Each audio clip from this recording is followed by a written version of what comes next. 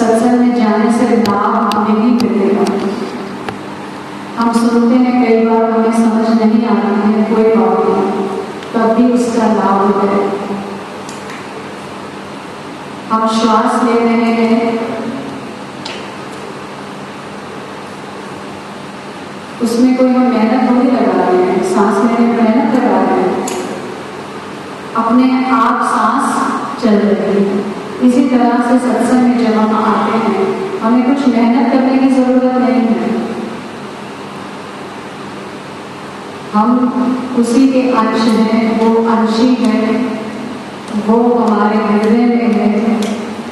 उसी की शक्ति से सारी जीव कोशिकाएं चल रही हैं।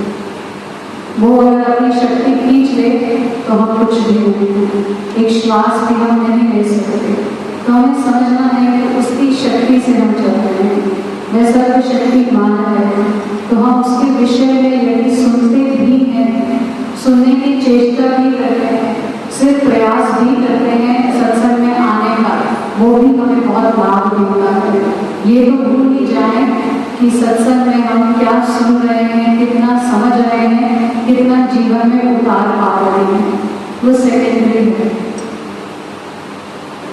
सबसे प्रमुख बात जो है वो ये है कि हम समय निकालकर भगवान के विषय में सुनने की पहली बात है इच्छा रख रहे हैं। दूसरी बात है उस इच्छा की पूर्ति के लिए हम कोई एफर्ट कर रहे हैं, प्रयास कर रहे हैं। बड़ी बार मैंने इसी मंच से बात दोहराई है कि भगवान श्री कृष्ण अजीब कहा जाता है, उन्हें कोई बांध नहीं सकता, उनके ऊपर कोई जीत हासिल कर नहीं सकता, लेकिन कितनी सरलता से माँ यशोदा ने उनको ऊपर से बांध दिया। तो किसमें वो शक्ति है? प्रेम में वो शक्ति है। ये जो प्रेम है ये परमात्मा से भी ऊपर है। आपका ऐश्वर्य परमात्मा से ऊपर नहीं है। आपका ऐश्वर्य परमात्मा को बांध नहीं सकता। आपका ज्ञान परमात्मा से ऊपर नहीं है, क्योंकि सर्व ज्ञानी वो है, सर्वशक्तिमान वो है, षड ऐश्वर्य पूर्ण वो है। तो आप किस चीज से उन्हें बांध सकते हैं? प्रेम की रस्सी से। और अपना उन्होंने खुद ही मूल्य लगा दिया है।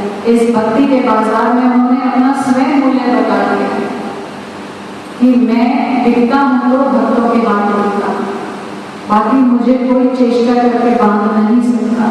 माँ यशोदा कैसे बन पाई, कैसे बांध पाई कृष्ण को?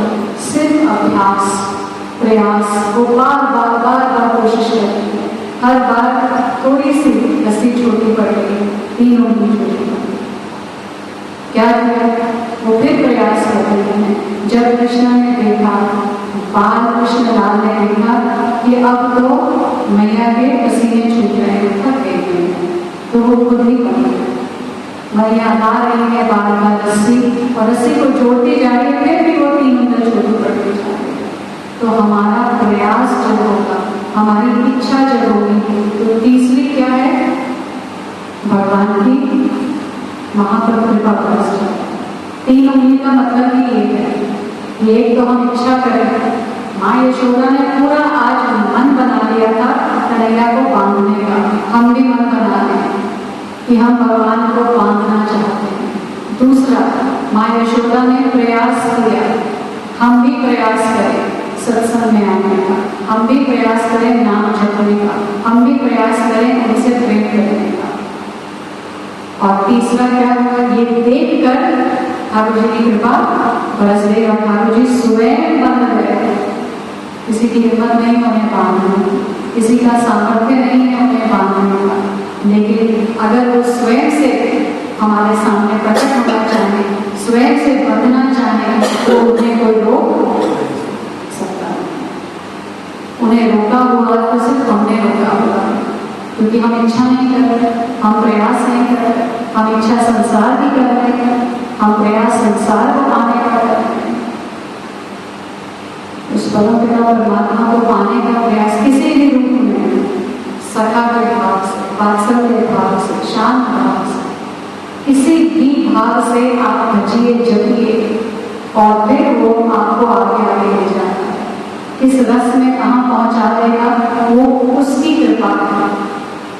जैसे जितना जितना गुड़ डालते हैं उतनी उतनी मिठास आती है ना, इसी तरह से जितनी जितनी हम प्रयास करेंगे, जितनी जितनी इच्छा करेंगे, वो रास्ता अपने आप बना लेगा। हमें कुछ नहीं करना, हमें सिर्फ चलना है, उस पथ पर चलना है जिस पथ से महाजन रहे हैं। हमें सिर्फ वहां का अनुसरण करना है, फॉलो करना है, सिर्फ फॉलो करना। जब कोई व्यक्ति जंगल में भटक जाता है वो क्या ढूंढता है? वो ऐसी पगडंडी ढूंढता है जहां पर पैरों के, उसे पता है उस पगडंडी पर, उस सांकड़ी रास्ते पर चलकर मैं इस जंगल से बाहर निकल जाऊंगा। जंगल से निकलना इतना आसान नहीं है कि है, ऐसे ही संसार से निकलना इतना सरल नहीं है। लेकिन अगर हम उस रास्ते पर चले जिस रास्ते पर पहले चले हैं, तो फिर हमारे लिए इस जंगल से निकलना, इस वन से निकलना बहुत सरल हो जाएगा। लेकिन हमें फॉलो करना पड़ेगा, हमें अनुसरण करना पड़ेगा, और हम वही करने के लिए सत्संग में मिल रहे हैं। अभी उद्धव प्रसंग चल रहा है, उनको फॉलो कर लीजिए, गोपियों को फॉलो कर लीजिए, माँ यशोदा को फॉलो कर लीजिए, नंद बाबा का अनुसरण कर लीजिए। ये सब इस प्रेम के मार्ग पर चले, सखा जितने हैं सब प्रेम के मार्ग पर चले, सब सेवा के मार्ग पर चले। किसी को भी अपना रोल मॉडल बना लीजिए और फिर इस भवसागर से हम पार। तो सत्संग में हम कभी भक्तों की कथाएं सुनते हैं, ध्रुव की कथा सुनते हैं, भक्त प्रहलाद की कथा सुनी है, कुंती महारानी की कथा सुनी है, भीष्म देव की कथा सुनी है।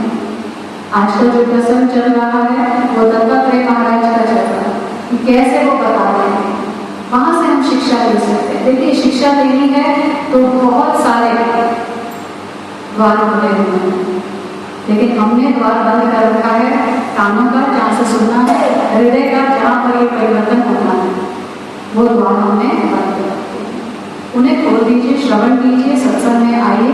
कुछ नहीं भी समझ में आ रहा, बड़े भोले भाव से बैठिए, उनसे प्रार्थना कीजिए और वो स्वयं रास्ते बना देंगे, रास्ते खोल देंगे, यहाँ तक कि चलना भी सिखा देंगे, उंगली पकड़ के चलना सिखा देंगे। उद्धव के साथ क्या किया भगवान? उद्धव को उन्हीं गुरु के पास भेज दिया, तो इसी तरह से हमें भी भेज देंगे, हमारे लिए रास्ता बना देंगे। तो हमें सिर्फ क्या करना है? प्रयास मात्र। संकीर्तन में आए हैं, खूब ताली बजाएं, प्रयास करें, उस धुन को पकड़ने का प्रयास करें, उन शब्दों को हृदय तक लेकर जाने का प्रयास करें, उस अर्थ को पकड़ने जीवन में बहुत सारी